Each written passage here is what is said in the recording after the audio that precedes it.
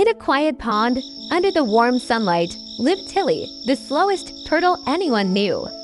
Tilly moved gently through the water, her round shell glistening as she left soft ripples behind. She wished she could be fast, like the dragonflies. The dragonflies darted past, their wings shimmering in the sun. "Catch us if you can, Tilly," they teased. Tilly sighed, wishing she could keep up. The frogs hopped from lily pad to lily pad, leaping high and splashing low. "Too slow, Tilly," they croaked with a giggle. Tilly blinked, her gentle eyes watching quietly. Silver and orange fish darted quickly in circles around her. "You're always last," they laughed, swirling like a ribbon in the water. Tilly looked at her reflection in the pond. "Oh, if only I were fast," she thought. But sometimes, going slow can be the wisest way, and Tilly was about to find out why. One afternoon, the sky began to change. The golden light faded, and dark clouds gathered above the pond. Dragonflies hovered nervously, their wings trembling. A drop of rain splashed onto a lily pad, then another, and another. Ripples spread wider and wider, making the water restless. "What's happening?" whispered the frogs. The pond seemed to shiver, as if it knew a test was coming. Suddenly, the storm burst. Dragonflies darted in panic, frogs leapt in every direction, and fish splashed in wild circles. "The sky is breaking," cried the dragonflies. Raindrops fell harder and harder, bouncing high from the pond. A frightened frog slipped from a lily pad with a loud croak.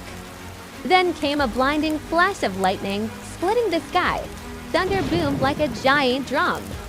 The pond turned wild and angry. What would happen to Tilly now? For a moment, Tilly froze. She pulled her head partly into her shell, blinking slowly as the storm roared around her. Two dragonflies clung desperately to a bending reed. "Help us, we can't hold on," they cried. Meanwhile, two frogs shouted over each other.